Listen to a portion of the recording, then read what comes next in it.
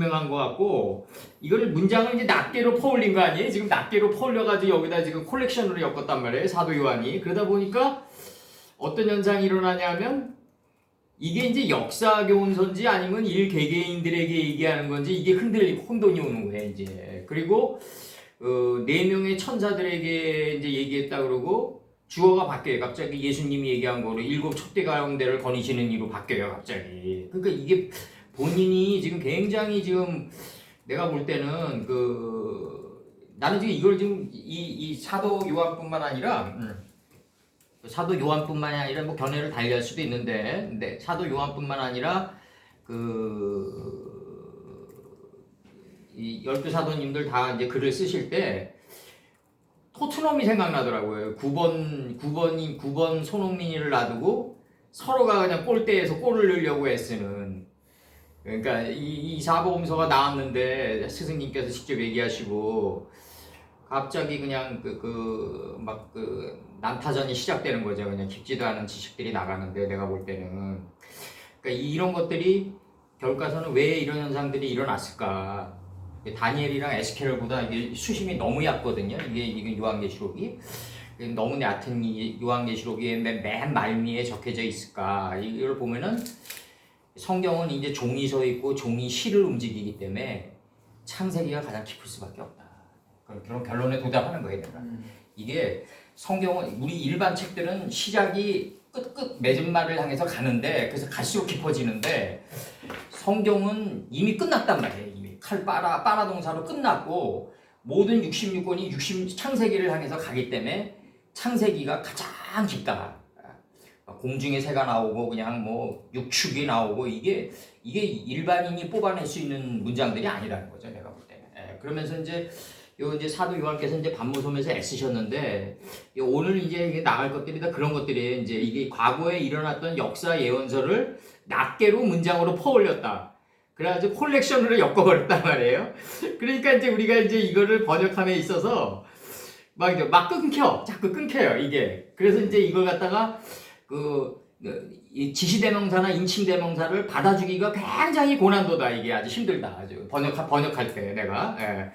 그렇지만 이제 계속 나가는데 다들 요한계시록 그냥 다들 그러기 때문에 이게 나가지만 우리만큼은 이게 이제 예레미야나 이사야나 다니엘이나 에스겔에서 퍼올렸다. 이게 분명해진다. 점점 갈수록 분명해지고 이게 넷째 짐승의 비유도 이제 바벨론이 무너지면 그리스가 나오고 아니 메데바사가 나오고 메데바사가 무너지면 철의 나라 로마가 나오고 그다음 넷째 짐승은 로마 제국인데 뭐 열불이 나오고 막 이런단 말이에요. 이제 이 비유에서 이런 비유들이 다 나라가 태동하는 거로 이제 얘기가 되는데 여기서는 그냥 낱개로 그냥 퍼올린 거예요. 그냥 낱개로 퍼올리다 보니까 이런 현상이 일어났는데 이걸 하나하나 지금 규명을 하자고요. 우리가 하나하나 규명을 하고 그래서 이제 나가자고요. 이제 그래서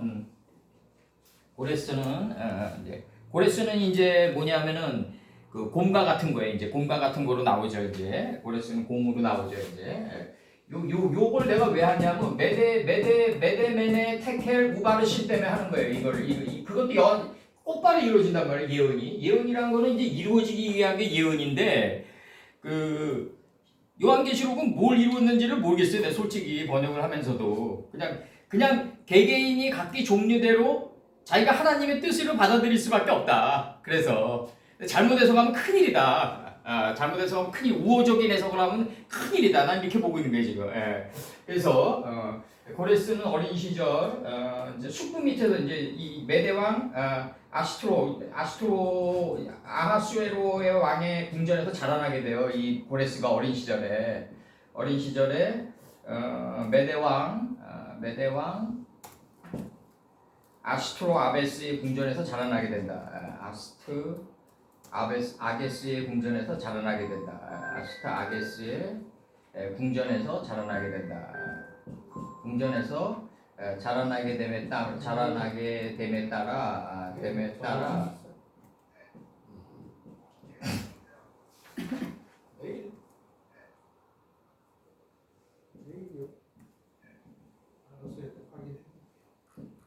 그냥 막 하늘에서 뭐가 내려가지고 막 이렇게들 생각하는데 그게 아니다. 하나님이 생각하는 이상중의라는 거는 하늘에서 이미 이루어진 게 땅에서도 이루어지고 이게 역사로 드러나고 역사 속에서 우리가 삶의 교훈을 얻어가지고 방향회전을 하는 걸 이상중의의 걸음이라고 그랬다. 이게 분명해야 돼요. 이게 만약에 우리가 이거 이렇게 계속 이렇게 안 하면요 돌연변이들이 계속 나온다 앞으로. 응? 뭐 우리 저기 김 목사님 말씀대로 뭐 요한계시록에서 100억을 벌었다는 뭐 요한계시록에서 100억 버는 것도 물론 대단하지만 그 얼마나 그 엉터리로 풀었겠냐 이거죠 내가 볼 때는. 어? 100억도 꽤 중요하지 목사님들한테. 100억 번 것도 중요하지만 얼마나 엉터리로 풀었겠냐 내가 볼 때. 공포 분위기 조성하고 막 그냥 막. 응?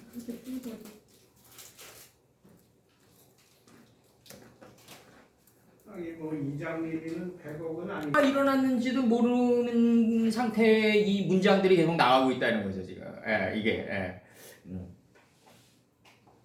이제 뭐 사로잡혔다면 이게 어디에 사로잡힌 거냐 지금 이게 나가줘야 되거든요 지금 이게 어디에 사로잡힌 거냐. 그럼 바벨론에 사로잡혔다. 그러면 이제 바벨론에 사로잡혔는데 그 왜 사로잡혔냐 이게 또 나와줘야 되고. 그 느부갓네살이 행한 그 10개의 환기고리 이게 에워싸는 거 이 문제가 나와줘야 된다고요. 파이오멜 엘로힘 10번으로. 그래가지고 이제 새 하늘과 새 땅을 이루게 하는 이 노종이 바로 이제 에스겔서와 이사야의 논증이다. 이제 이게 나가는 거예요 지금. 그 흐름에 이제 방향을 잡았어요 사도 요한이. 방향을 잡았는데 이거 이제 뭐 이제 이런 얘기하면 그렇지만 이제 사도 요한한테 좀 죄송하지만 영역이 딸려가지고 지금 영역이 딸리니까 이걸 그 큰 대하로 못 엮는 거예요 지금 내가 볼 때는. 그러니까 낱개적인 문장만 계속 퍼올리는 거야 지금 이게 영역이 딸려서 그렇다 내가 볼 때는. 그럼 왜 영역이 딸렸을까? 이 12사도들이 눈에 보이는 스승을 쫓았기 때문에 그렇다 이거죠. 육신이 있는 스승이 내가 메시아고 신이라고 그러는데 과연 이 사람들이 어느 정도의 차원에서 믿고 갔을까? 굉장히 회의적인 거죠. 내가 요즘에 와서 볼 때는. 눈에 보이는 육신을 입은 예수께서 내가 너희들의 신이다. 그리고 내가 만왕의 왕이다 이랬을 때 이들이 과연 2024년도 전에 이들이 과연 얼마나 그 스승님을 깊이 있게 섬기면서 따랐을까? 회의적이다 이거죠. 안 보여야 된다 이거죠. 안 보여야 된다. 그러니까 안 보이고 이렇게 안 보여야지 그 더 깊게 들어갈 수 있다. 이게 그 보여주는 사랑은 더 이상 사랑이 아니다. 이게 노자 얘기가 맞다고요. 노자 얘기가 맞다. 안 보여주고 아침 이슬처럼 역사하는 스승님을 바라볼 수 있어야지 더 크게 들어갈 수 있다. 이거죠. 더 깊게 들어갈 수 있다. 3년 이제 모시고 다닌 거야. 이들이 모시고 다닌 거예요. 거기서 이렇게 그렇게 큰 지금 신앙인들이 착각하고 있는 게 열두 사도님들은 무슨 엄청난 그거 뭐 엄청난 일 하시기야. 근데 이제 엄청난 거 뭐 정말 막 이런 거로 막 숭배하면 안 된다. 내가 볼 때는 이들의 한계도 분명히 이제는 드러내 줘야 된다. 난 그렇게 생각해요 저는. 그래서 요건 이제 지금 요한계시록 13장 10절 나가면서 콜 이제 나갑니다. 이제 콜 이런 문장도 이제 다 이제 파괴되냐, 파괴되냐 이거죠. 우리가 그 에브라임 산지로 밀려가냐라는 문제를 지금 건드리고 있는 거다는 거죠. 이게 지금 그 문제를 좀 건드리고 있는 거예요. 지금 이게 지금 사도가 우리 콜렉션으로 엮었기 때문에 이제 내가 이제 이 문장을 번역하면서 이제 13장까지 우리가 왔잖아요. 이제 이걸 느끼는 게 뭐냐면. 이거를 이제 에스겔이나 다니엘처럼 이제 하나의 거대한 그 역사 예언서로 받아들일 수가 없다 이거죠. 왜냐하면 나라의 태동, 제국의 태동에 대한 그 문장들이 쫙 나가는데 그 중에 하나를 딱 발췌해서 여기다 걸었단 말이에요. 콜렉션을 계속해서. 그러다 보니까 이제 어떤 현상이 일어나냐면 이거를 어떤 뭐 로마 제국에다 할 것인지 아니면 뭐 그리스 제국에다 할 것인지 그런 문제가 아니잖아요. 이 문제가 지금. 그렇다 보니까 이제 이거 어쨌든 말씀을 낱개로 퍼올리신 건 확실한데 낱개로 퍼올리다 보니까 이거를 갖다가 하나하나 삶의 교훈으로 받아들일 수밖에 없다. 삶의 예언서로 받아들일 수밖에 없다 이거죠. 한 문장을. 이제 그런 결론에 도달하는 거죠, 내가. 그래서 이제 이게 그 앞으로 이제 요한계시록을 쓴다 그러면 어떤 누가 그 다니엘이나 에스겔을 쓰는 가운데 그 어떤 또 이렇게 얘기하면 안 되고 뭐 부록 형태로 놓는다는 건 좀 그렇고 그냥 사도 요한께서는 요런 문장 속에서 요렇게 발췌해 나가셨다 좀 요렇게 좀 예고하면서 이 요한계시록을 쓰는 게 좋을 것 같아요. 왜냐하면 지금 이 사로잡혔다라는 이 문제도 이 단어도 지금 어디서 나오는 문장이냐면 이게 에스겔서 30장의 걸 퍼올리신 거거든요. 이게 지금 이 문장을 지금 그 에스겔서 30장에서 이제 퍼올리신 거야. 이제 이 문장을 보니까. 근데 이제 에스겔서 30장이란 거는 이거는 엄청난 그 역사 예언서거든요. 이게 에스겔서 30장의 10절과 18절까지는 바벨론의 공격으로 애굽의 주요 도시들이 파괴될 걸 예고하고 있는 거예요. 지금 하락될 거를 예고하고 있다고요. 이 에스겔서 30장 10절에서 18절까지는 이곳에서 나타난 그다음에 바드로스, 소암, 노신, 야웬 등의 도시들이 우상의 본거지였는데 하나님의 징계를 내려가지고 이 도시들이 파괴되는 게 하락이거든요. 이게. 그래서 내가 애굽의 멍에를 꺾으며 교만한 권세를 그가 이렇게 나가요. 지금 내가 애굽의 멍에를 꺾으며 그 교만한 권세를 그 가운데서 그치게 할 때 드함느에스에서는 이 드함느에스라는 이 단어가 무슨 단어냐면 흑인의 요예예요. 흑인의 요새예요. 그러니까 이 가운데서 그치게 할 때 드함느에스에서는 날이 어둡겠고 그래서 어둡다가 이제 흑인의 노예로 이제 명사가 되는 거예요. 이제 날이 어둡겠고 그 성읍에는 구름이 덮일 것이며 그 딸들은 포로가 될 것이라 하면서 나온단 말이에요. 이게 지금 그 파괴되는 문제 하로그랑 야세브 문제가 나와요. 사로잡힌 이 문장이 나가는데 여기서 그 문장이 나가요 지금. 그래서 이제 이 드함느에스의 흑인의 요해가 나오고 애굽 동북부의 성읍이에요. 여기가 애굽 동북부의 성읍이다. 이 파괴된다고 나올 때 지명으로 서쪽에 있는 도시는 하나도 없다. 이 도시가 파괴될 때 동쪽 아니면 북쪽에다 위치하게 된다. 이 풍수지리로 들어갈 때도 실제 지형으로 들어갈 때도 파괴되는 도시의 위치는 다 북동쪽이다. 왜 단동편 재벌이는 곳이니까. 그렇게 포진된다. 실제 역사에서도. 그래서 이제 요 문제를 이제 요 문제가 이제 나가요. 이제 그 13장 10절에서 사로잡힌 자를 위해서 걸어가는 자는 사로잡힘 안에서 걸어갈 것이요. 그 다음에 죽이는 자는 칼로 마땅히 죽을 것이니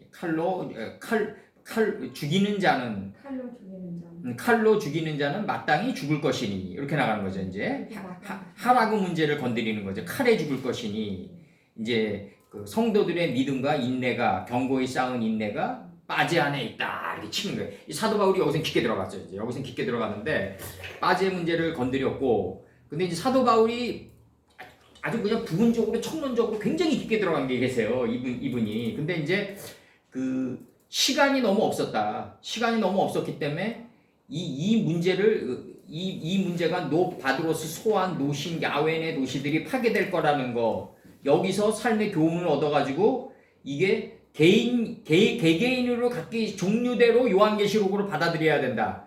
지금 이렇게 나가는 게 맞아요. 이 요한계시록을.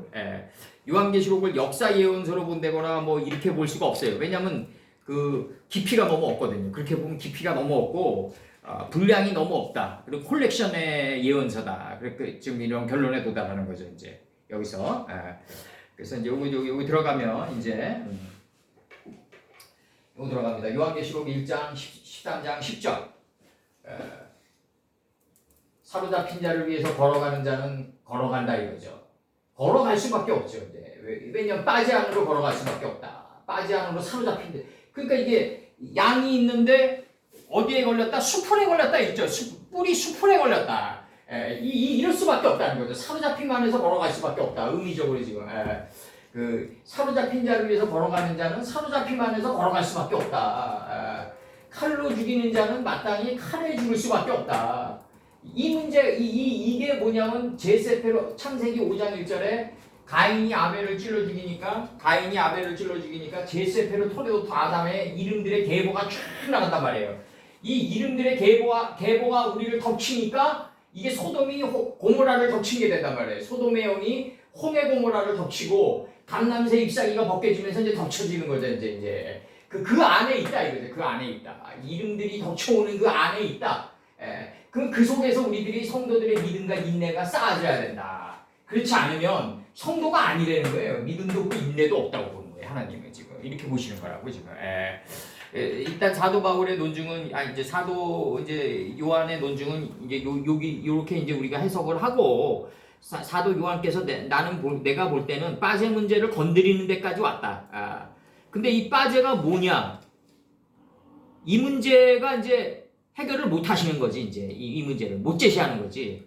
왜냐면 시간이 없단 말이에요. 밤머섬에서 시간이 없고 그리고 눈에 보이는 스승님을 쫓아다녔기 때문에 그 깊이 한계도 있고. 그러니까 여기서 보면 성도들의 믿음과 인내가 이 안에 있다. 이 빠제 안에 있다 이거죠. 지금 이게 제세페로 토레도토 아담 안에 있다. 이 제 문제가 건드려져야 되는데 이 제 문제가 이제 감람새 잎사귀가 찢어지는 문제로 건드려지고 유다 지파가 이제 움킨 것을 찢는 문제가 건드려지잖아요. 그래서 이제 이 이름들 안에 있는 속뜻이 다 열렸을 때 이 문제가 이제 나온단 말이에요. 이제 이렇게 안 되면 이제 문제가 심각해지는 거다. 믿음도 없고 인내도 없다. 이렇게 나가는 거죠. 성도들이 될 수도 없다. 이렇게 나가는 거지.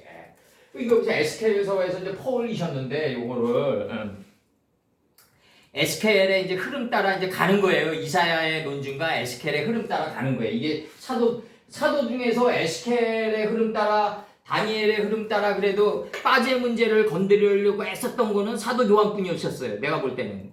아직 건드리는데 이제 시간이 너무 없는 거죠. 이게 에스겔서 4장과 24장에서 처음으로 나오는 게 유다에 대한 심판이 예언되고 있다. 이 에스겔서 전부를 지금 사도 요한이 요한계시록을 이렇게 끌고 가려고 그랬어요. 실질적으로. 그럼 에스겔서 25장과 32장에서는 유다의 인접 국가들에 대한 심판이 예언되고 있다. 유다가 멸망했을 때 왜 유다의 인접 국가들이 심판이 예언되고 있냐면 유다가 멸망했을 때 조롱과 멸시와 강간한 대가에 대한 심판이다. 요때 이제 구체적으로 나오는 이제 인접 국가가 암몬, 모압, 에돔, 브레셋, 두로, 시돈, 애굽이에요. 그럼 요거를 지금 이들에게 예언했던 게 실질적으로 다 이루어진단 말이죠, 이제. 그러니까 이들에게 이루어진 걸 통해 가지고 우리가 이 사도 요한이 얘기하시는 건 뭐냐면 칼로 죽이고 사로잡힌 바 돼 가지고 걸어가는 과정 속에서 빠지 안에서 우리가 죽임을 당하고 마땅히 이 빠지 안에서 우리가 죽는데 살아서 죽는 과정을 봤는데 얻어지는 게 있단 말이에요. 성도들의 믿음과 인내가 경거히 쌓인다 이거죠. 지금 사도 바울은 이렇게 얘기하시는 거예요. 빠져 그러면 이제 우리가 이제 사도 요한이 우리 앞에 있다면은 그럼 빠질 문제가 뭡니까? 물 거 아니에요 지금 우리는. 죄가 뭡니까? 물 거라고요. 지금 뭐가 덮쳐옵니까? 뭐에 사로잡히는 겁니까? 이렇게 묻고 그럼 사도 요한은 이제 빠제가 덮칠 거다 이렇게 얘기를 하실 거야 아마 이 안에 있다 그랬으니까. 그러면 빠제가 뭡니까? 물어보면은 모르는 거야 이제. 못 제시하는 거야. 못 제시하니까 이제 일단은 여기까지 온 거야. 나머지 세대가 미션이에요. 이제 이 빠제 문제를 건드려 줘야 돼요. 이제. 그다음에 이제 에스겔 33장 48장에서 심판에서 구원으로 파멸에서 회복으로 방향전환이 된다. 타락한 유다에서는 거짓 목자들이 많이 나타나서 백성들을 미혹에 빠지게 하였으나 진실한 목자가 나타나서 진리 골짜기로 인도해서 우리를 새로운 진리 골짜기로 인도하는데 이게 이제 골짜기의 마른 뼈의 환상으로 드러난다 이거죠. 이제 에스겔서에서 이제 이렇게 드러나고 이게 지금 이제 여기서 이제 우리가 중요한 거는 사도 요한이 이제 건드렸던 문제, 이 문제가 그분의 업적이다. 빠제의 업적인데, 요 빠제가 우리를 덮치려고 하면은 창세기 4장 25절이 전제돼 있어야 된다. 이 가인이 아벨을 찔러 죽이고, 아벨도 가인이 자기를 찔러 주기를 바라야 된다. 그래야지 감람새 잎사귀가 벗겨지는데, 이것이 아담 자손들의 계보다. 이 계보들이 쫙 인식의 지평이 칸트가 얘기한 대로 이성이 간파하지 못한 새로운 인식의 지평이 열려야 된다. 그게 바로 천국이다. 그러니까 천국이다. 그러니까 죽었다고 해서 살아왔다는 사람 보면은 빛이 엄청 자기에게 덮쳤다 이렇게 얘기한단 말이에요. 대부분 그런 얘기를 해요. 큰 빛이 내 앞에 펼쳐지는 걸 봤다. 대부분 그렇게 얘기해요. 큰 빛이 뭐냐? 이 제세페르 토레도트 아담이 순간의 자리를 덮치는 거죠.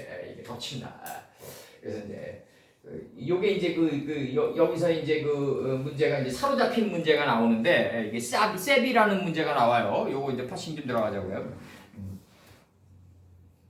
포로, 사로잡힘, 감금, 속박.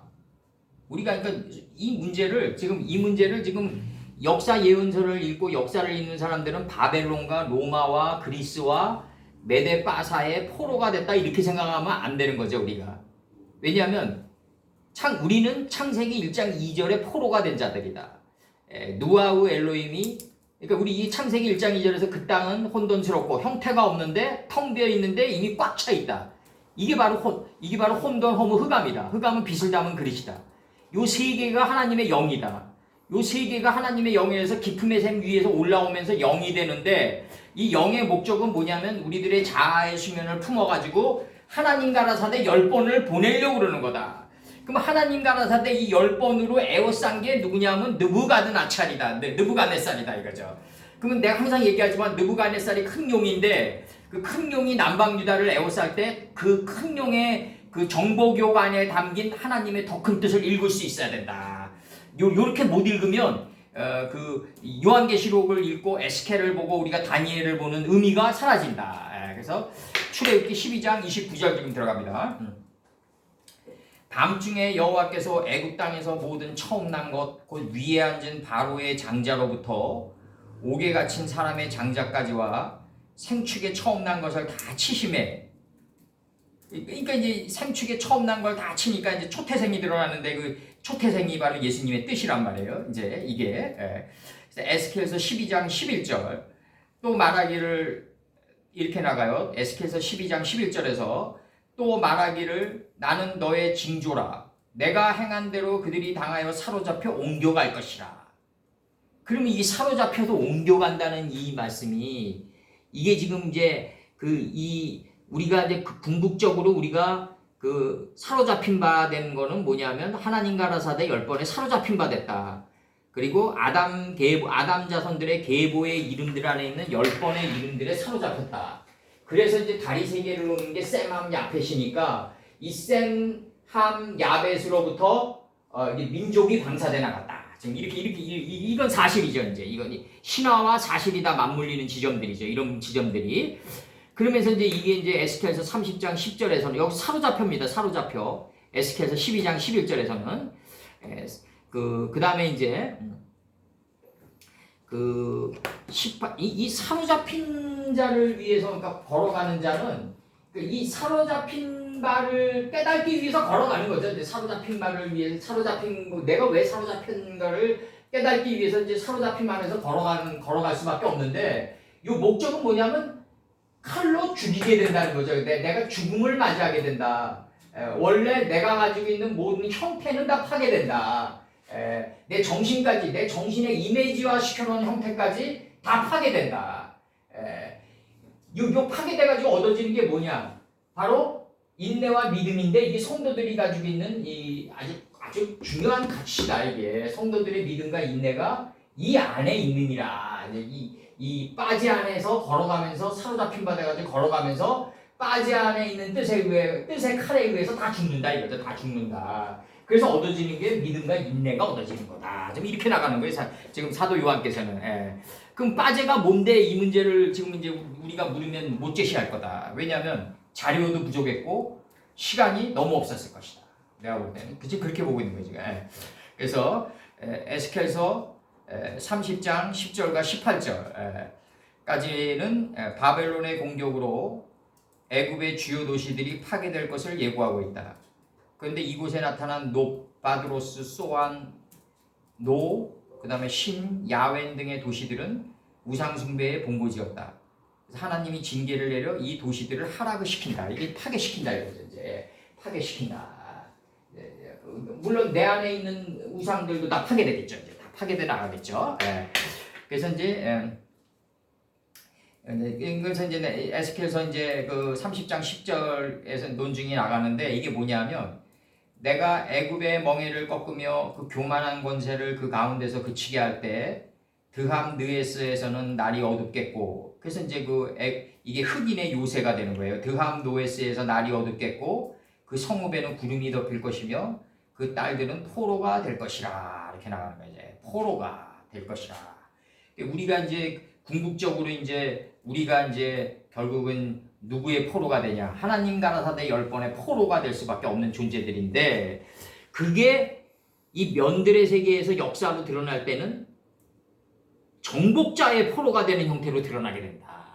이게 문제죠. 이제 이게, 여기서 이제 어떻게 눈에는 눈, 하나님이 보시는 큰 용의 뜻까지, 눈에는 눈, 이에는 이까지 내 이 인식의 지경을 넓혀 나가야 되는데, 그게 몇 사람이나 그 길을 가겠냐 이거죠. 나는 내가 볼 때. 그래서 야레크, 여기서 야레크 여기서 야레크가 이제 여기서 나갑니다. 이제 야레크 걸어갈 것이요. 이 문제가 나오고 이제 걸어갈 것이요.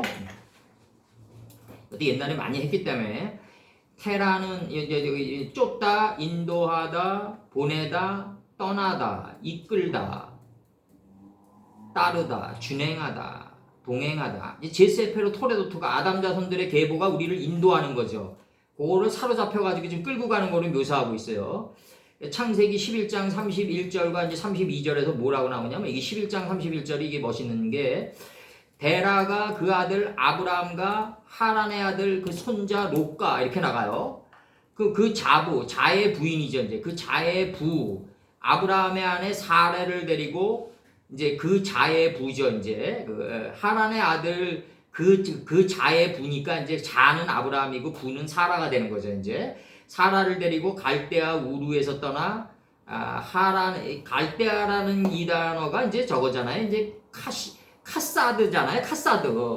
이 갈대아라는 게, 이거를 지금 옛날에 뭐 정성가 이렇게 우리 사전 셀 책자 만들 때는 그렇게 했는데, 이게 카사드로 이렇게 카사들이 이렇게 했는데, 이게 점성가 뭐 점술가 이렇게 했는데, 이게 전치사와 이제 사대에 복합할 거라고, 이게 틀림없이 사대에 복합할 것이다. 이게 갈대아가 카프가 전치사고 사대 것이다. 사대는 뭐다? 가인이 들판에 있을 때 아벨을 쳐 죽이는 자와 같이, 그게 바로 갈대아다. 거기가 그 삶을 사는 자가 그러한 삶을 사는 자가 갈대아라 그런다. 우리가 이렇게 나가는 거죠 지금. 그래서 창세기 11장 31절에서 데라가 그 아들 아브라함과 하란의 아들 그 손자 롯과 그 자부 아브라함의 아내 사레를 데리고 갈대아 우르에서 떠나, 이렇게 나가거든요 지금. 가나안 땅으로 가고자 하더니, 이렇게 나간단 말이에요 지금. 그럼 이제 여기서 이제 떠나로 나온단 말이에요. 갈대아 우르에서 떠나, 이 단어가 야레크가. 그러면은 가나안 땅으로 떠나고자 하는데, 이 손자라는 이 단어가 뭐냐면요, 여기서 하란의 아들 그 손자 롯과 이렇게 나가요. 그 자의 부인 아브라함의 아내 사라를 데리고, 그럼 하란의 아들 그 손자 롯과 이렇게 나간단 말이에요 지금. 아브라함과 하란의 아들 그 손자 롯과 이렇게 나가요. 그 다음에 그러면 이제 손자는 뭐냐, 이거 손자. 이 손자가 뭐냐면요, 이게 좀 칸이 좁아서 그러는데, 이 손자가 뭐냐면 손이 뺀이에요. 뺀이 손이에요. 이게 세워지다, 둘 다 세워지다인데, 자는 뭐냐, 이거 손자한테 자는 뭐냐면요, 빼노예요. 빼노. 홀렌바브가 붙어요. 자에는. 세워졌는데 그가 세운 거다 이거지. 그가 세운, 홀렌바브가 세웠다. 이게 손자예요 지금 이게. 세워졌는데 세워진 그의 손자가, 그의 아들이 손자예요. 세워진 홀렌바브의 아들이 손자다. 지금 나가는 게. 그러니까 손자가, 홀렌바브의 아들이 어디 있다? 좌편 호바 땅에 있다 이거죠 지금. 그러니까 아브라함이 지금 318인의 가신을 데리고 이 손자 롯과 연합하러 들어가는 거다 지금. 이게 지금 이 장면이 지금 굉장히 중요한 장면인데, 왜 아브라함이 경작한 자, 이 에보드한 자 300 가신을 데리고 300의 뜰락에서 파이오멜 엘로힘 10번이 40지 40아의 기름짐에 큰 비가 올라와가지고 세모네 경지에 들어간 이 318인의 가신을 데리고 왜 롯을 구출하러 들어가느냐?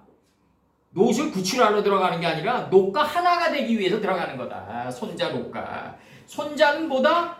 하나님이 세운 그의 아들이에요. 지금 그의 아들. 그게 손자예요. 예.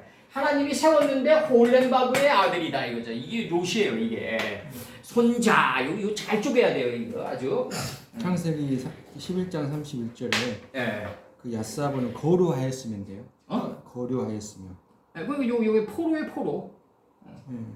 똑같은 어근이 딱. 예. 그건 야차인데요? 아니 이거 야레크 하는 거예요. 야레크. 그러니까 예. 야차가 떠나가 야차고 거류하였스가 야사브라고. 갈대아우르에서 떠나할 때 그게 야차고. 이 가고자 아닌가 그럼 가고자 했더니. 그 야차고. 예. 마지막에 제일 끝에 거류하였으며 거기가 그 야사브예요. 아니 우르에서 떠나 요게 거하였으며가 아닌데 떠나가 에레크 아니야? 야사브도 과하다 뜻이 있어요. 네, 야사브로 되어 있는 과하였습니다. 있어요. 거기 과하였으면가 야사브로 나왔네. 근데 야사브인데 떠나가 야차로 나왔다. 야차로 나왔어요? 예. 여기 떠나다도 돼요. 야차도. 창세기 몇 장? 아니 그러니까 31절. 아니 근데 또 언어로 말한 나가다 거죠. 떠나다 그런 얘기지. 야차는 맞아요. 여기. 아니 내 말을 못 알아들으신 것 같아. 그 말에 떠나라는 말이 맞아요 야차가. 네. 근데 여기 야사브가 아니라는 거죠. 내 말은. 야사브 지금 아니에요. 야사브에 대해서 이야기하시는 거예요. 야사브는 아까 그 말씀 아까 거기. 갈대아우르에서 떠나 네, 떠나가 야레크 아니? 아니에요. 아니야? 예, 가끔 그다 그렇게 하시더라고. 그래? 아니에요. 예. 야차 야차. 근데 왜 이렇게 나왔지? 떠나면 맞지. 데리고 아닌가 그럼 데리고? 데리고 뭐 하시는 거? 가고자 하더니까. 야레크 하라크로 나와서 가고자 하더니 떠나는. 가고자 하더니가 맞네 그럼 하라크. 예, 응? 가고자 하더니. 가고자 하더니. 예. 맨 끝에 예. 천선이. 가고자 하더니. 그게 야레크예요. 그럼. 예. 그래서 이제 데라는 32절에 이 데라가 뭐냐면 표백이에요. 데라가 숨을 쉬다, 불다, 표백. 이게 데라예요. 이 흙으로 사람을 지으시고 생명을 불어넣었더니 생기로 숨을 쉬는 자가 데라예요. 그러니까 여기서 의미적으로 이게 데라인데 32절에 데라는 205세를 향수하고 200의 뜰학에서 열매 맺고 번성하며 여러 바닷물에 충만해서 공중의 새가 돼서 땅속에서 번성하는 자로 새가 됐어요. 변화됐어요. 완전히 205세를 향수하고 하단에서 죽었더라. 그러니까 이 하란이 뭐냐면 태우다 말리다 이런 뜻이 태우다 말리다. 근데 명사로 등산가가 있어요. 등산가 하란이. 근데 이 등산가가 있는데 이 내려가는 훈련을 하는 등산가예요. 여기서 등산가는 올라가는 훈련. 올라가는 건 본능이지만 내려가는 거는 학습과 습득이다. 학습과 습득이다. 이렇게 돼 있고. 그 다음에 이제 여기서 이제 그 에스겔서 1장 8절과 1장 9절. 에스겔서 1장 8절과 1장 9절에서 이 야레크가 뭐로 되어 있냐면 그 사면 날개 밑에는 각각 사람의 손이 있더라. 그 네 생물의 얼굴과 날개가 이러하니 9절. 날개는 다 서로 연하였으며 행할 때에는 이 야레크예요. 여기서 행할 때에는 돌이키지 아니하고 일제히 앞으로 곱게 행하여 이렇게 돼 있어요. 이렇게 돼 있어요.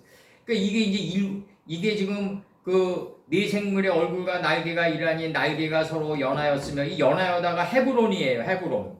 그러면 이 조밀한 성읍이 된 거예요. 그 사면 날개 밑에는 각각 사람의 손이 있더라. 그리고 그 네 생물의 얼굴과 날개가 이러하니 날개는 다 서로 연하였으며 행할 때에는 돌이키지 아니하고 일제히 앞으로 곱게 행했다. 뒤돌아보지 않았다 이거죠. 지금 이렇게 나가는 거지. 여기서 지금 이제 중요한 거는 사로잡혔는데 어디에 사로잡혔냐? 빠제 안에 사로잡혔다. 이 빠제 안에서 죽임을 당하게 된다. 우리가 얼마나 많은 죽임을 당해왔는지 지나간 날을 뒤돌아보면은 산천초목이 떨릴 정도였어요. 정말 그 빠제 안에서 혹독한 훈련을 받았다 우리가. 그래서 쌓아진 게 성도들의 믿음과 견고히 쌓은 성읍이다. 여기서 이 사발이라는 문제 있죠. 이 사발, 이 인내. 여기서 인내란 단어가 이제 사전에는 안 나타나는데 이 인내라는 단어가 이제 사발인데 여기서 이제 나르다, 휴대하다, 취하다, 이해시키다, 뭐 단당하다, 뭐 어깨에 매다 이런 뜻인데 이게 인내라는 단어로 나오는 거는 이제 여기서 나올 거예요. 아마 에스라 6장 3절에서 사발이라는 단어가 인내로 나오는 건 에스라 6장 3절에서 나올 거예요. 고레스 왕 원년에 조서를 내려 이르기를 예루살렘 하나님의 전에 대하여 이르노니 이 전 곧 제사 드리는 처소를 건축하되 지대를 경고히 쌓고 할 때 경고히 쌓고 그 전에 고는 60큐빗이요. 그 전에 고는 60큐빗이다 이거죠. 이제 완전히 이제 그 큰 물고기와 육축과 공중의 새와 땅에서 기는 모든 것을 다스리는 단계다. 이제 이 완전히 그 다스리는 단계에 들어갔다. 이 다스리는 단계에 들어갔다는 얘기는 뭐냐면요. 내가 다스리는 겉보기에는 내가 다스리는 것 같지만 이게 다스리는 6의 단계에 들어가려면 CC의 단계에 들어가려면 예수님이 이제 우리 안에서 완전히 올라와 줘야 되는데 이 6의 경지 9가 6이 돼서 나가는 건데 이게 지금 실제 현실 속에서는 어떻게 이루어지냐면요. 내가 하나님의 말씀을 받았는데 저 단계를 반드시 거친단 말이에요. 우리 사도 바울이 얘기하시는 나는 율법이 신령한 줄 알거니와 원하는 율법이 신령한 줄 아는데 원하는 그것을 하지 않고 원치 않는 그것을 하는 나를 보는 단계를 반드시 겪는다고요. 이 마음판에 지진이 일어나는 거죠. 완전히 나는 하나님 말씀이 견고한 줄 아는데 옳은 줄 아는데 원하는 그것을 하지 않고 원치 않는 그것을 하게 된다는 거죠.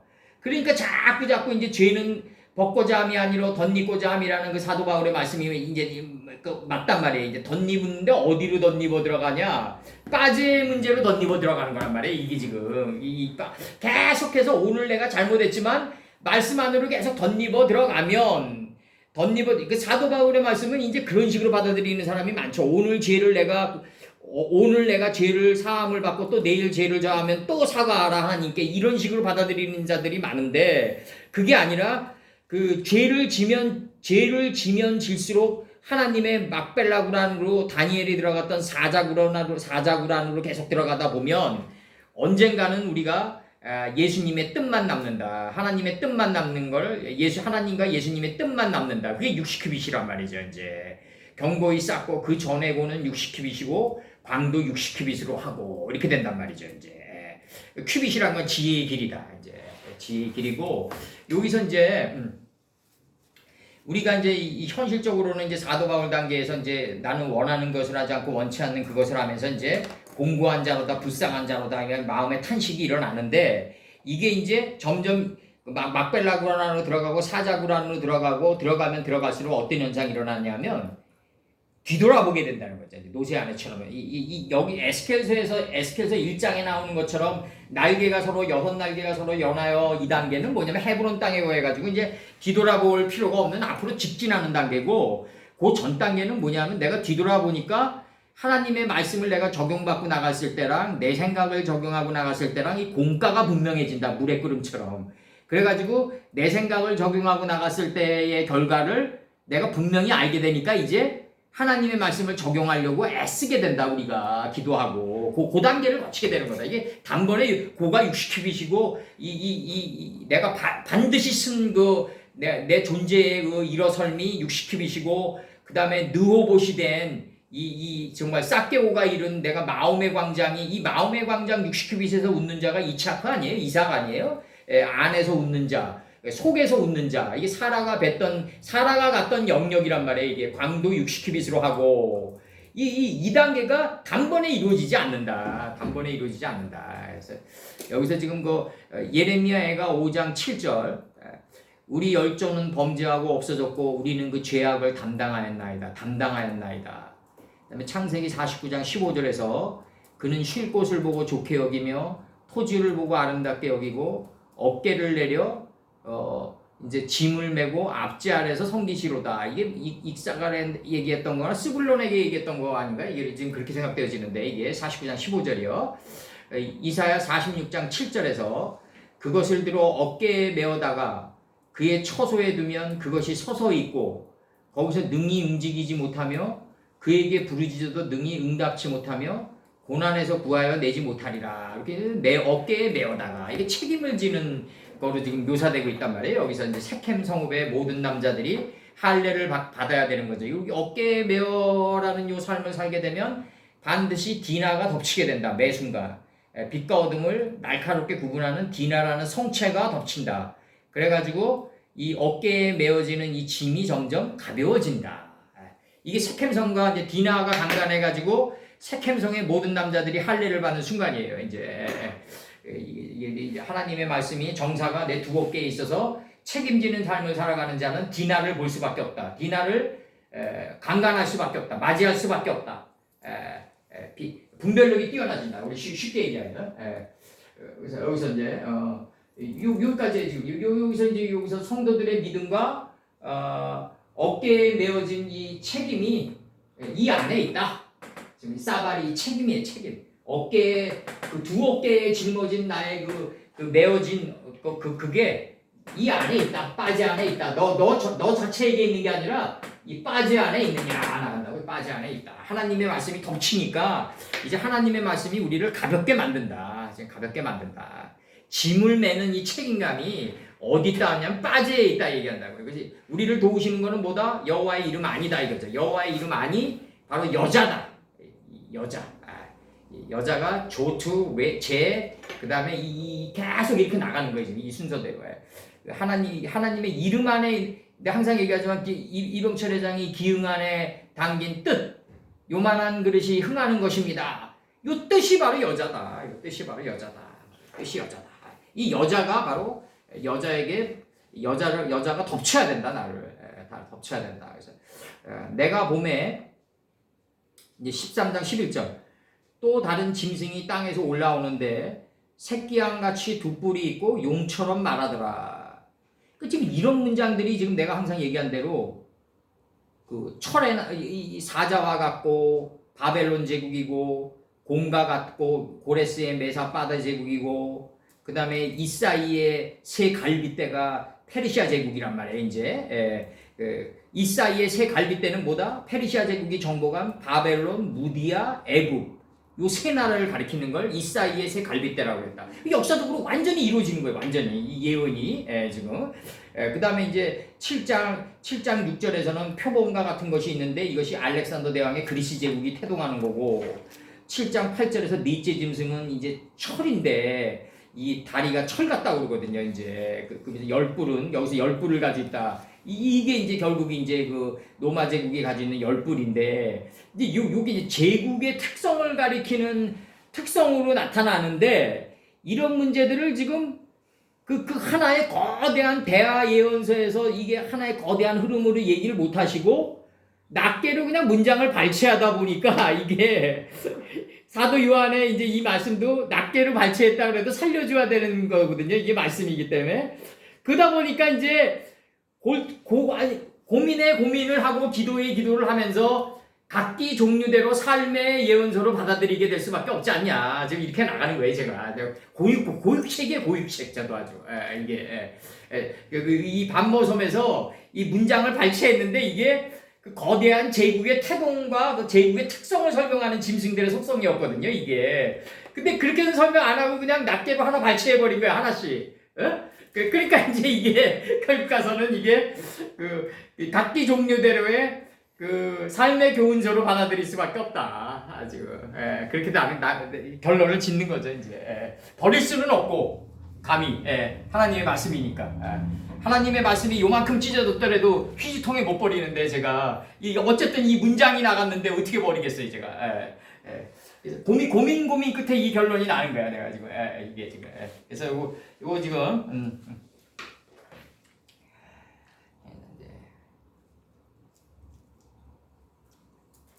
그래서 이제 결론에 도달하는 게 성경은 종이 서 있고 이 종이 실을 움직이고 이 태초라는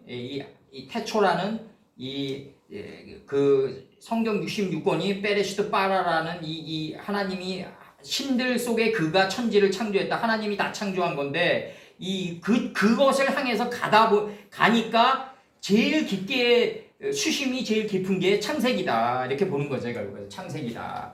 그리고 창세기는 아담, 노아, 그 다음에 뭐 가인과 아벨 사건도 가인과 아벨이 쓰셨겠죠.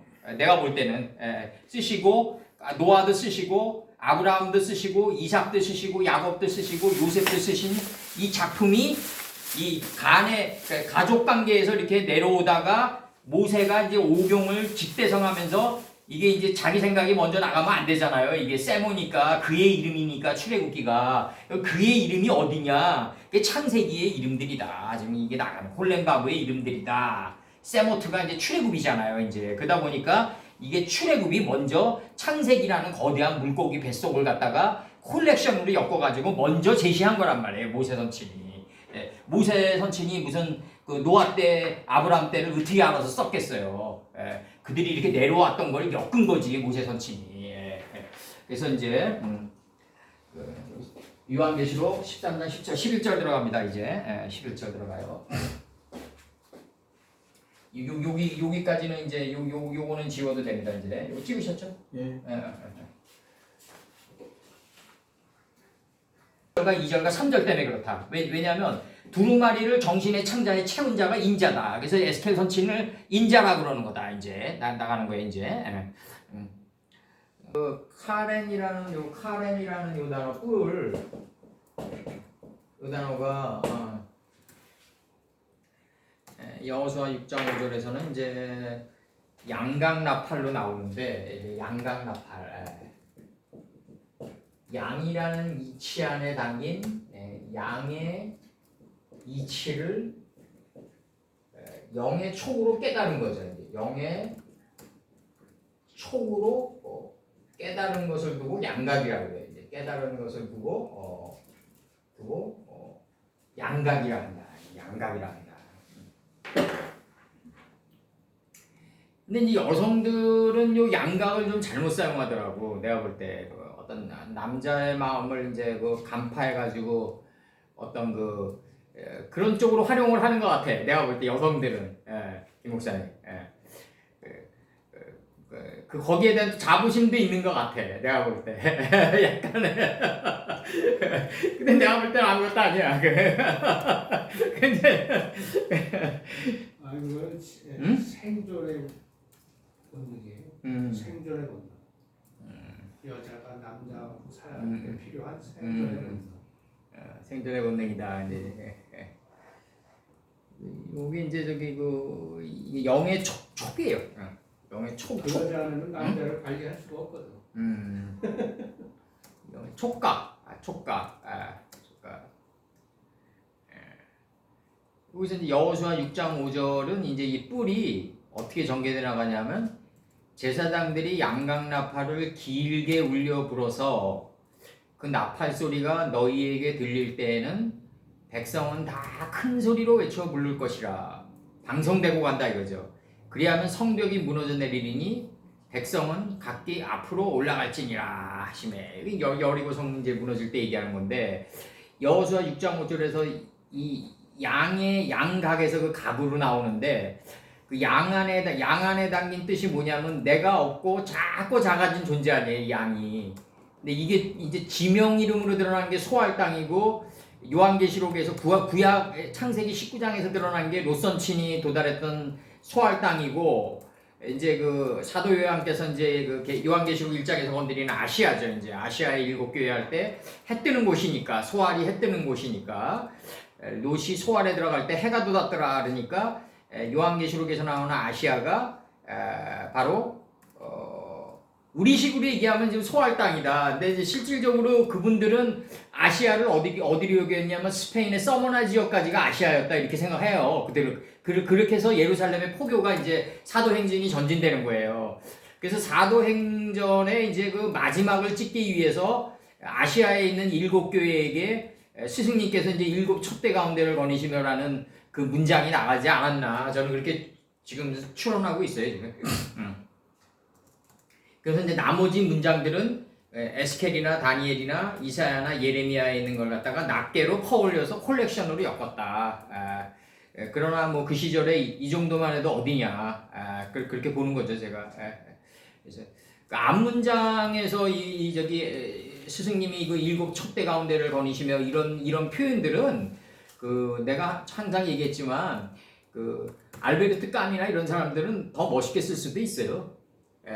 더 멋있게 쓸 수도 있다고요. 또 스텝스키나 이런 사람들은 더 멋있게 그들의 이제 칼라로 이제 그 글의 패턴을 만들어서 쓸 수도 있다. 이제 지금 보는 거고 중요한 거는 깜이나 뭐 이런 도스토옙스키 글 패턴이 중요한 게 아니라 그 글 패턴을 만드신 이도 예수님이지만 만들고 통과하신 분이 예수님인 거죠. 이제 그게 그렇기 때문에 중요한 거죠. 이제 그래서 여기서 이제 그 여호수아 6장 5절에서 제사장들이 양강나팔을 길게 울려 양강나팔을 길게 울려 부르려면 양 안에 담긴 뜻에 내 영의 초기가 다 있어야 된다. 깨달아야 된다.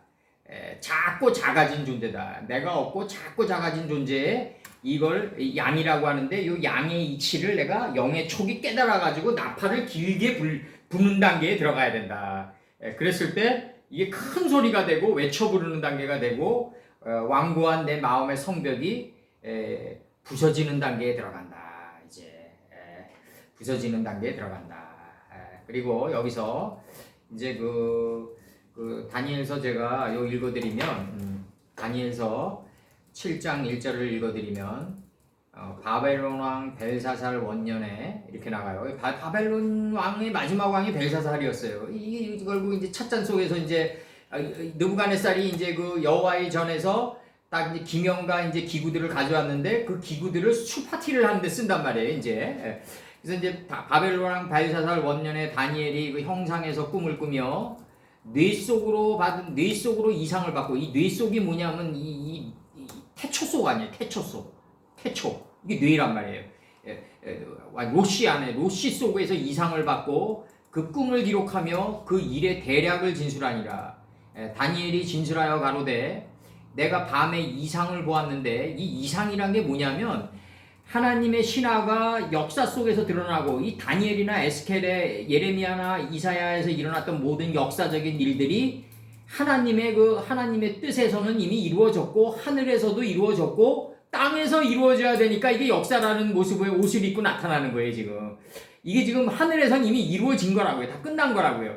다니엘이 진술하여 가로되 내가 밤에 이상을 보았는데 이 이상이 뭐다? 하늘에서 이루어진 하나님의 뜻이 이게 신화가 역사의 모습으로 드러나고 역사 속에서 삶의 교훈을 얻어가지고 이제 내가 올바르게 살아가는 이제 내가 살구나무가 되어가는 그 삶의 노정을 이상이라고 그랬다. 그걸 갖다가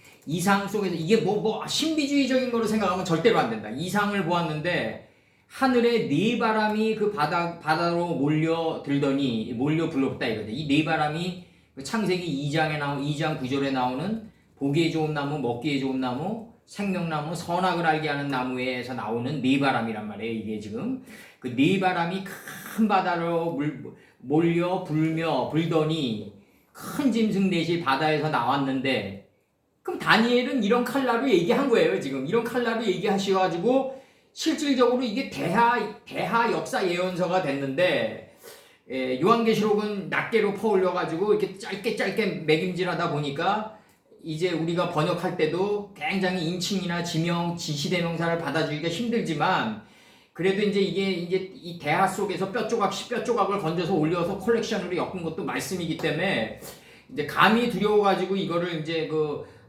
삶의 예언서로 정착시키는 거죠. 결국 가서는 여기서 이제 첫째는 사자와 같은데 독수리의 날개가 있다. 내가 볼 때 그 날개가 뽑혔고 이게 단신으로 아니에요? 이제 단신으로 날개가 뽑혔다.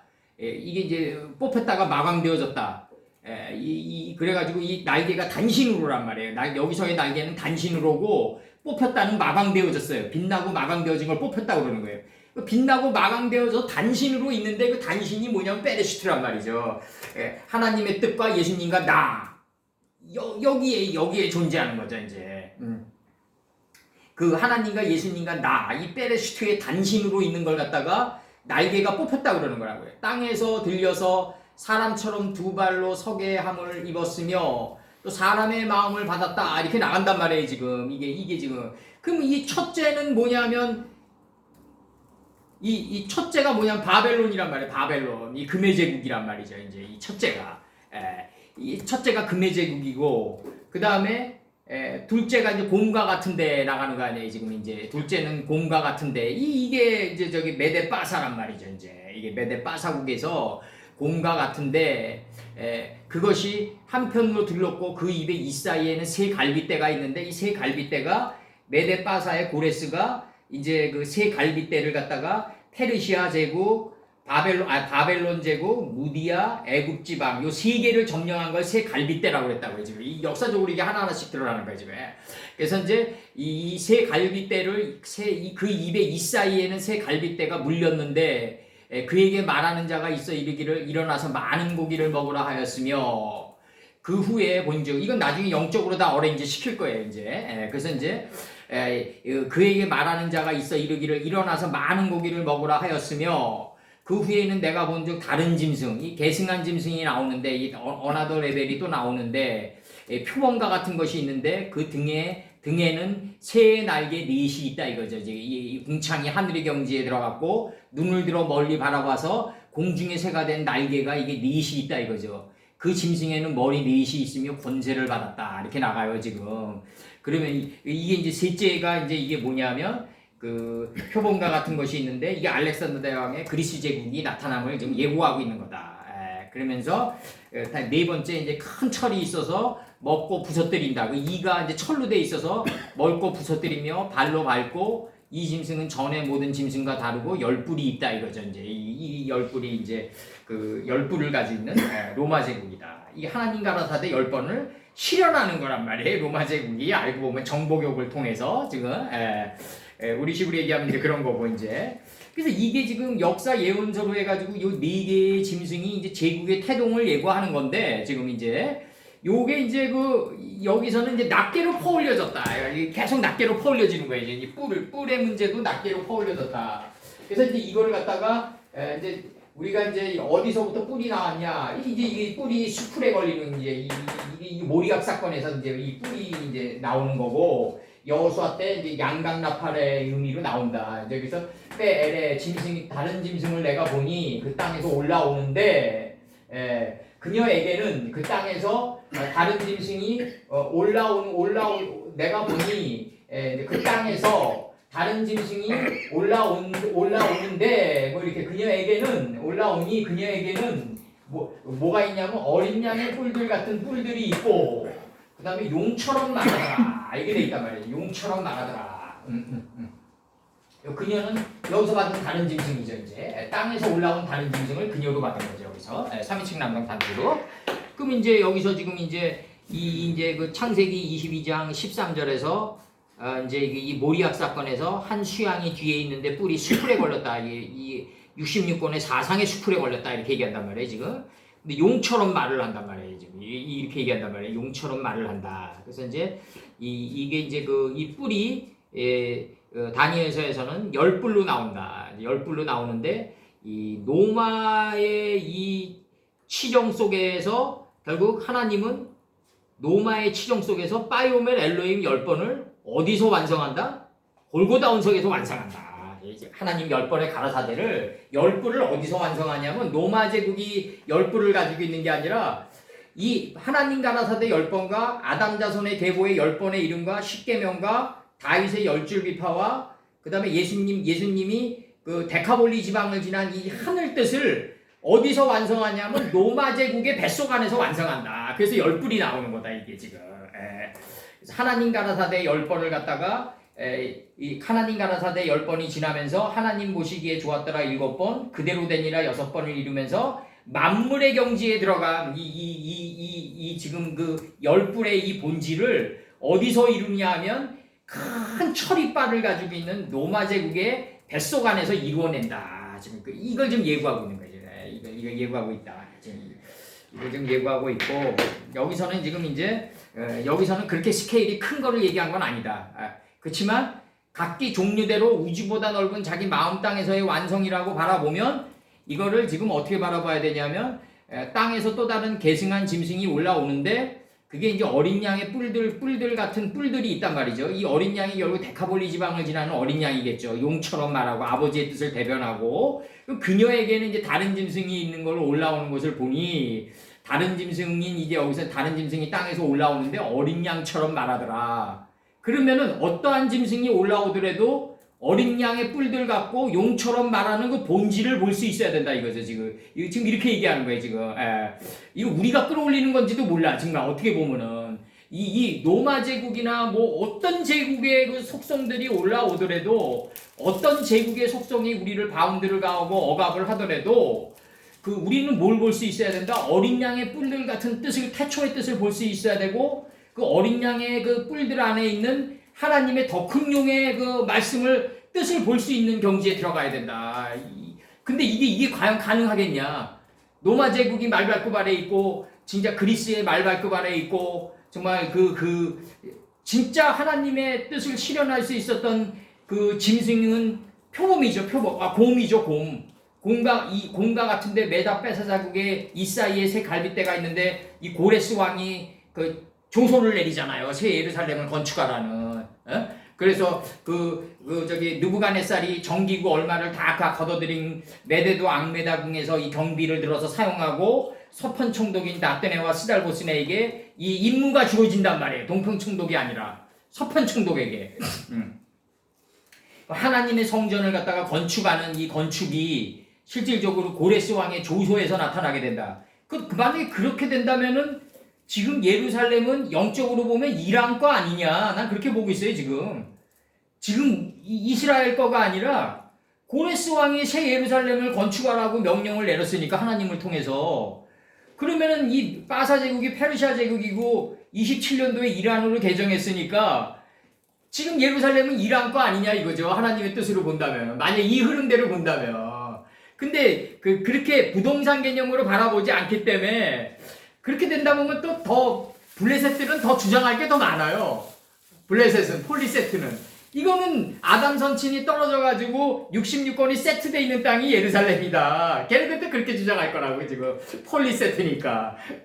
그러니까 이게 지금 이 영적으로 해석을 해야지 되지. 이걸 부동산 개념으로 바라보면 그 좁은 그 예루살렘 그 성전 하나 차지하기 위해서 그렇게 하나님이 주신 그 생명을 피우려 갈 필요가 있겠냐. 지금 내가 얘기하는 건. 생무식한 놈들 아니냐. 정말 내가 볼 때. 인류가 이렇게 지금 아담 선친 때부터 5,000년이 넘게 지금 흘러왔는데도 하나도 발전이 안 된 거 아니냐. 이 생각, 이 사상이 하나도 발전이 안 됐다는 거죠. 내가 볼 때는. 하나도 발전이 안 되고 부동산 개념으로만 계속 나갈 수밖에 없는. 그러니까 무기는 어떤 무기가 이 철의 나라 로마가 어떤 식으로 발전되냐면 미사일, 뭐 탱크 이런 쪽으로 발전했던 거예요. 죽이는 무기 발전으로 역사 속에서 정착이 되지 않냐. 결과서 인류는 발전이란 거는 인류가 그나마 발전한 거는 환경 문제. 그래도 국가를 떠나서 그 정도 차원에서 합의를 본 수준이지 않냐. 정말 발전이라고 하나도 없었다. 내가 볼 때 한글 성경을 보면 내가 봄에 또 다른 짐승이 땅에서 올라오는데 이게 지금 새끼 양으로 번역이 돼 있단 말이에요. 새가. 그럼 이 양의 이치에 이제 실제 삶이 도달한 걸 새끼 양이라고 그러는데 두 뿔이 있고 이게 나온단 말이에요. 이게 영계형 복수기 때문에 두 뿔로 이제 번역을 한 것 같은데 어린 양의 뿔들 같고 의들이 들어가야죠. 이제 어린 양의 두 뿔들 같은 것이 있고 두 뿔들이 있고 어린 양의 이제 저 그녀에게는 뿔들이 있고 무슨 뿔이냐면 어린 양의 뿔들 같은 뿔들이 있고 이렇게 나가는 거예요. 지금 용처럼 말하더라. 나보다 더 큰 이의 말을 대변하더라. 지금 이렇게 들어가야 된다고 지금요. 이렇게 들어가야 되고 그 다음에 이제 12절에서는 먼저 나온 짐승의 권세를 그 앞에서 행하고 땅과 땅에 거하는 자들로 처음 짐승에게 경배하게 하니 곧 죽게 되었던 상처가 나은 자니라. 이렇게 됐단 말이에요 지금. 그럼 처음 짐승에게 경배를 하려면 어떤 현상이 일어나야 되냐면 죽게 되었던 상처가 나아가지고 느바임 족속이 돼야 돼요. 그럼 창세기에서 느바임 족속은 이제 이 느바임 족속인 이게 하나님의 채찍이 하나님의 상처가 싸매어 가지고 이제 상처가 나온 족속이 느바임 족속이거든요. 병을 고친 족속이. 그 병을 고친 족속이 처음 짐승에게 경배를 했다 이렇게 얘기한단 말이에요 지금. 이제 지금 이렇게 얘기하는 거예요 지금. 그래서 여기서 이제 요 이제 번역 들어가면. 아까도 얘기했지만 이제 그 열뿔이 이제 노마 제국을 얘기할 때 이제 열뿔을 나오는데 이게 이제 요 비유가 이제 나중에 이제 금의 나라는 바벨론이요 이제 직격탄을 하죠. 실질적으로 여기서는 됐지만 철의 나라는 노마예요. 쫙 나가요. 실질적으로 나가고 여기서 이제 중요한 거는 이제 아까도 얘기했지만은 이 거대한 역사 예언서를 시간이 없으니까 사도 요한이 그냥 반모섬에서 낱개로 퍼올리셨다. 이렇게 그래서 이제 이게 낱개의 문장이 돼버렸는데. 낱개의 문장이 돼버렸으니까 이게 지금 로마 제국의 역사 속에서 삶의 교훈을 얻어야 되는 건지 아니면은 바벨론 제국의 삶 속에서 삶의 교훈을 얻어야 되는 건지 이게 불투명하다. 불투명하니까 이거를 그냥 단일 문장으로 받아들여 가지고 이걸 성경 정편에서 파싱을 해가지고 차라리 각기 종류대로 삶의 교훈서로 받아들이는 게 낫지 않냐 이렇게 지금 얘기하는 거죠. 제가 계속해서 지금 강조하는 거죠 지금. 그럴 수밖에 없지 않냐 지금.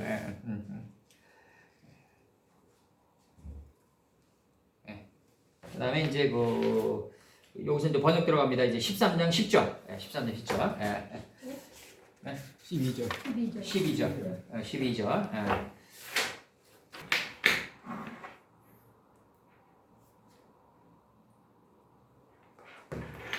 요한계시록 13장 12절. 그가 전절에 나오는 이제 또 다른 짐승이죠. 양과 같고 용처럼 말하는 그죠.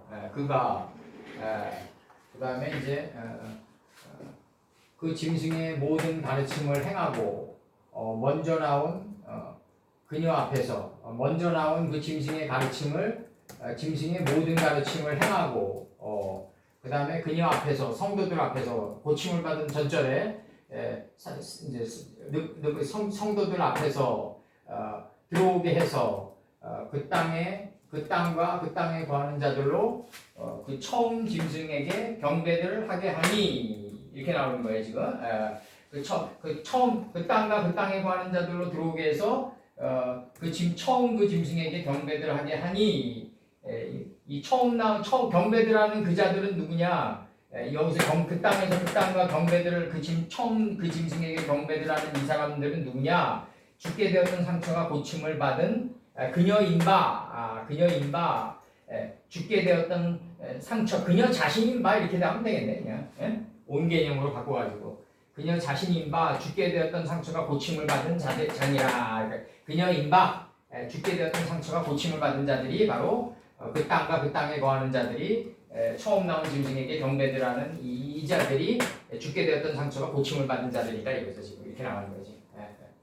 전절에 나오는 또 다른 짐승. 여기서 여기서 그가는 누구냐? 이제 땅에서 올라온 또 다른 짐승이죠. 이제 그리고 뿔들이 있고 어린 양의 뿔 같은 뿔이 있고 용처럼 말하는 그다. 용처럼 말하는 그다. 여기서 이제 이 짐승이 지금 그녀 앞에서 먼저 나온 그 짐승의 가르침을 모두 행하고 이렇게 나가는 거예요 지금. 그녀 앞에서요. 그녀는 누구다? 전절에 그 성도들의 인내와 믿음이 칼에 죽은 성도들을 그녀로 받은 거야 지금. 그녀 앞에서 먼저 나온 그 짐승의 모든 가르침을 그가 행하고 그 땅과 그 땅에 거하는 자들로 들어오게 해서 처음 그 짐승에게 경배를 하게 하니 이는 그녀인바 죽게 되었던 상처가 고침을 받은 그녀인바 죽게 되었던 상처가 고침을 받은 자니라. 이렇게 해석하는 게 납니다. 이 문장이 굉장히 어렵네. 이게 지금 사도 요한의 문장이 어려울 수밖에 없어. 이게 어려울 수밖에 없다고 이게. 우선 내가 좀 더 이제 매끄럽게 해가지고 다음번에 다시 하자고. 이제 10분 남았으니까 여기서 끝내고 여기서 이제 여기서 이제 그 피두데이라는 요 단어가 이제 법도인데 법도. 이제 성도들 앞에서 그 먼저 나온 짐승의 모든 가르침을 행한다 이거죠. 이제 지금 이렇게 나가는 거예요 지금. 거기서 이제 또 다른 짐승 전에 나왔던 짐승이 이제 뭐냐? 이제 그 또 다른 짐승 전에 나왔던 짐승이 뭐냐면